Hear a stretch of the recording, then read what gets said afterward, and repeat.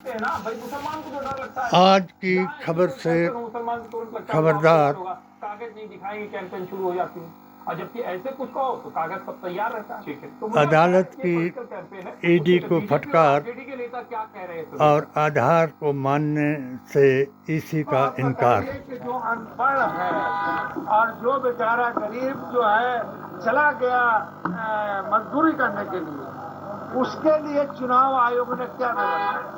दूसरी बात, जब चुनाव आयोग को ये करना था तो इतने दिन से क्यों सोई हुई थी? 6 महीना 1 साल पहले इसका पुनरीक्षण कराते, जो गलती थी उसको सुधार कराते। मगर ये पुनरीक्षण बहाना है। गरीब, गुरबा, मजदूर, अल्पसंख्यक को का जो है वोट से, मतदाता सूची से हटाना मकसद है। विरोधी दल कांग्रेस पार्टी हो, राष्ट्रीय जनता दल हो या लाल झंडे के लोग हो, ये लोग सिर्फ गुमराह कर रहे हैं बिहार के लोगों को।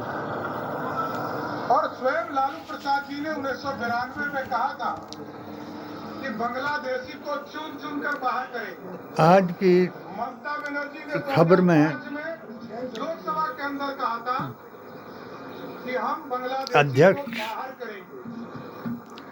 महोदय और उपराष्ट्रपति जी के 10 गुना अधिक आवासीय प्रमाण इस्तीफे और 120% से अधिक पर घिर गई सरकार। दिखाई दे रहा है।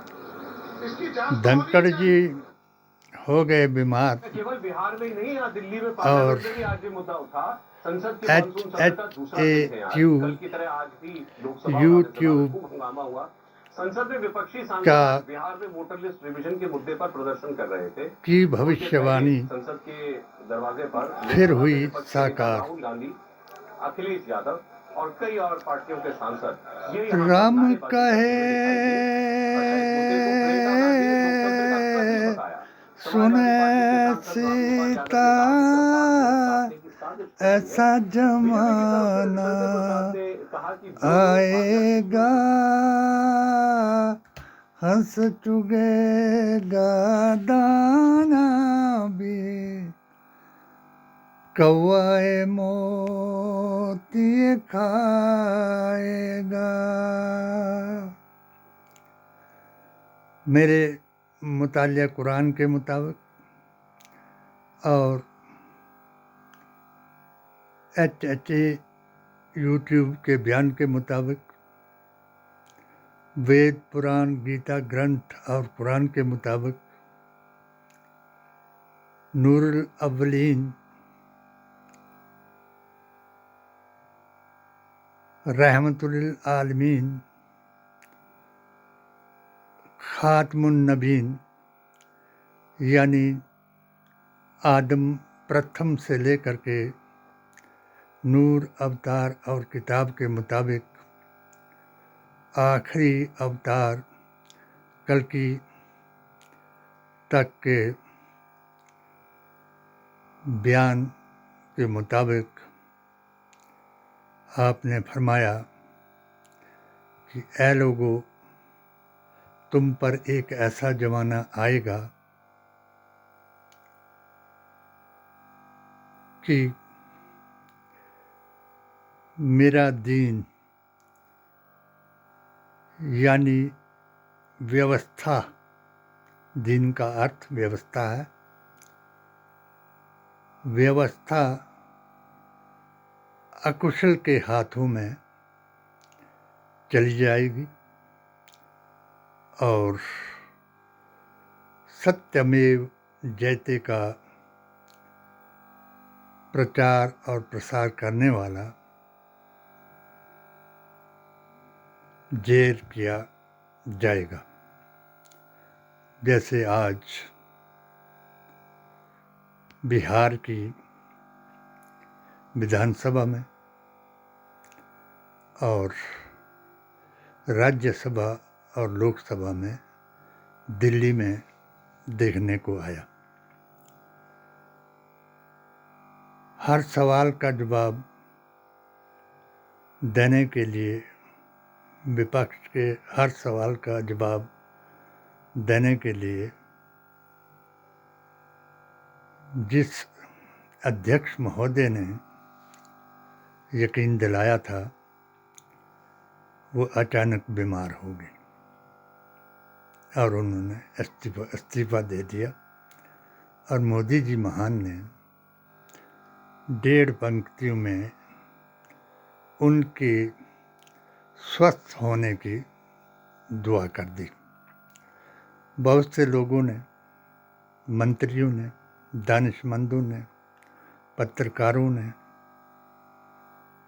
गोदी और मोदी मीडिया के अलावा इंडिया टीवी ने भी एक बार ये ज़रूर बता दिया कि ये जो बयान दिया उस पर किसी को विश्वास नहीं। जब आप पिछली बार बीमार थे, सोनिया जी ने भी आपके हाल चाल पूछा, आपने आदर सहित उनको वो किया। गहलोत जी ने आपको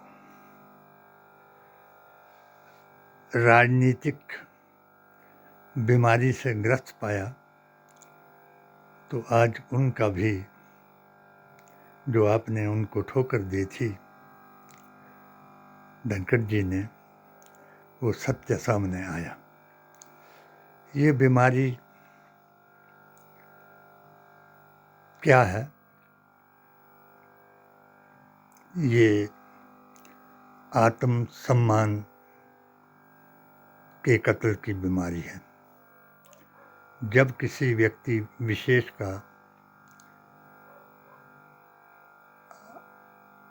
आत्म सम्मान कत्ल किया जाता है या उसको यस मैन बनाने के लिए प्रोत्साहित या उत्पीड़ित किया जाता है, तो तब वो इस बीमारी में ग्रस्त हो जाता है, जो मैं भी इस बीमारी का शिकार हुआ।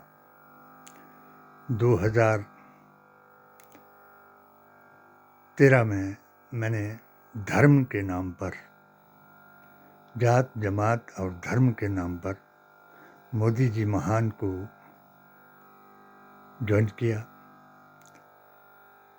इन्होंने मुझे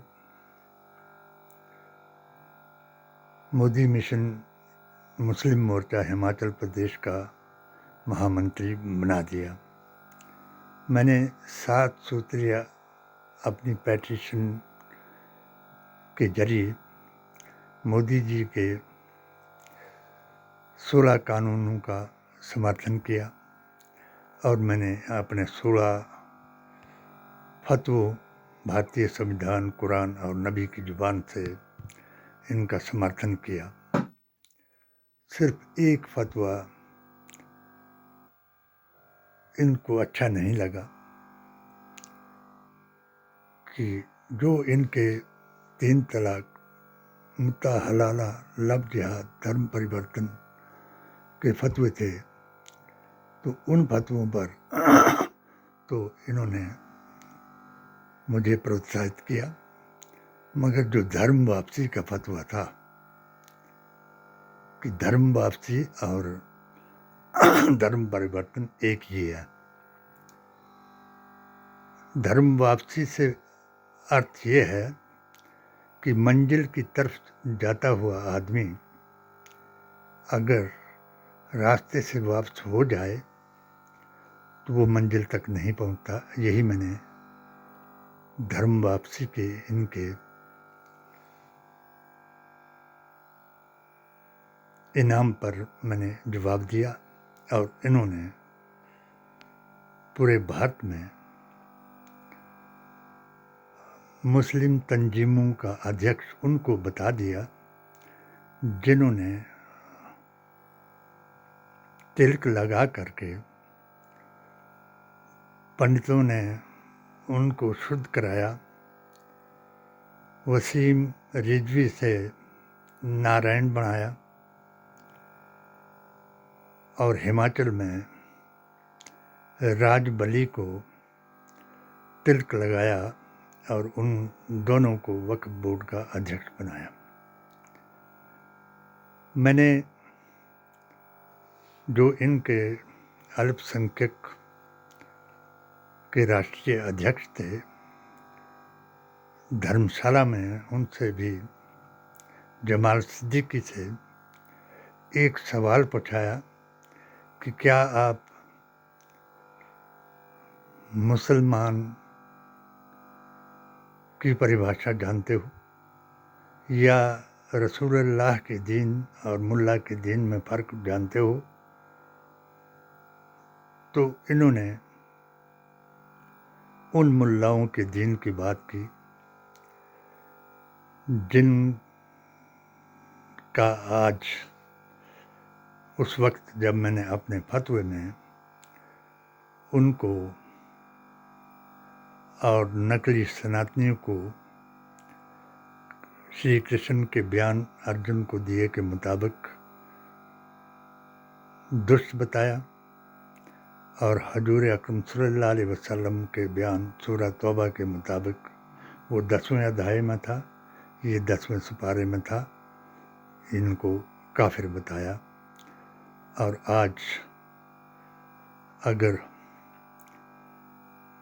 छांगर बाबा बन करके, पीर बाबा बन करके जिसने ये रैकेट चलाया धर्म परिवर्तन का,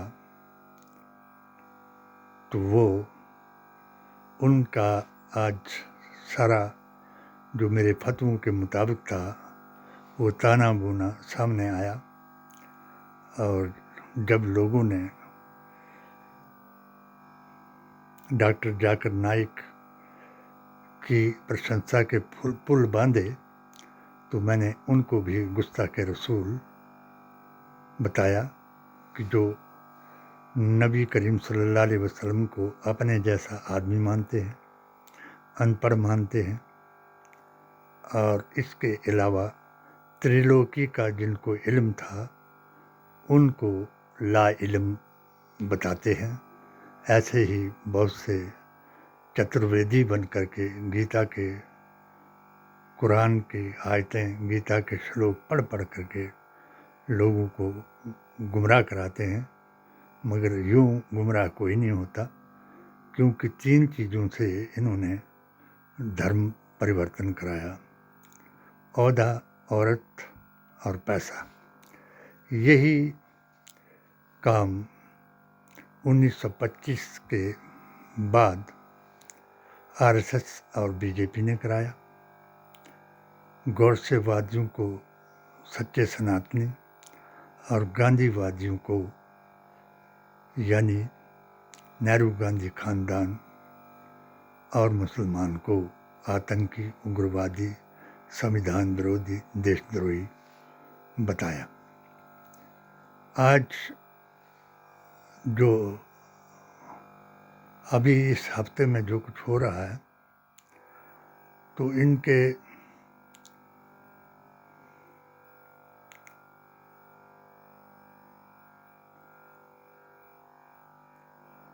सांपनाथ और नागराज 2 का डोजर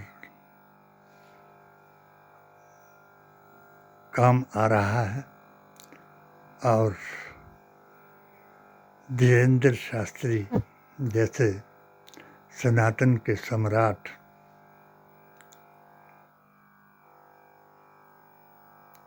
मोदी जी के छोटे भाई बन करके हिंदू राष्ट्र का ऐलान कर दिया, संविधान को तार-तार कर दिया।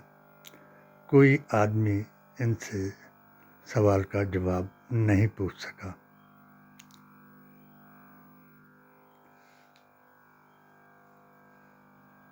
इसी तरीके से बाबा रामदेव भी जब शरबत को भी इन्होंने हिंदू मुसलमान में बांट दिया तो वो उस बात को भूल गए कि जिन लोगों का ये कहना था, क्योंकि इस्लाम में हक और बातिल को जुदा खुदा ने तलवार से किया, और इन्होंने इस्लाम को तलवार कह करके पुकारा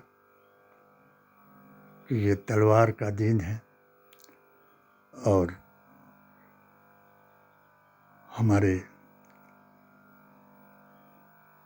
आयुर्वेदा के महान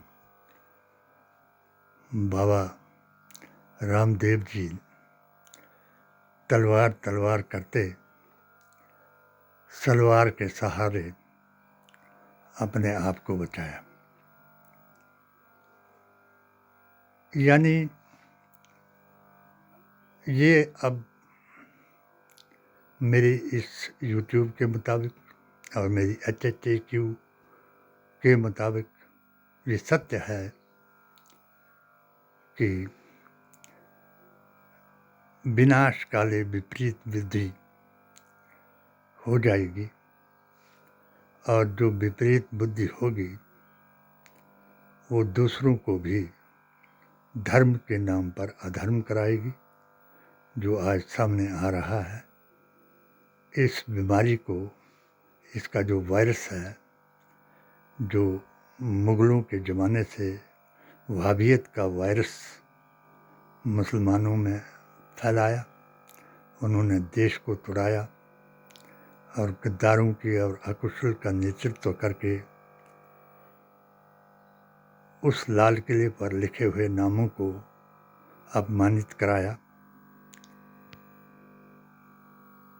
और इसी तरीके से आज सत्य सनातन को बदनाम करने वाले इसी नीति और नियत से देश को तुड़ाएंगे, हिंदू मुस्लिम कराएंगे। 80-20 का फार्मूला इनके जो मठाधीश हैं वो चलाएंगे।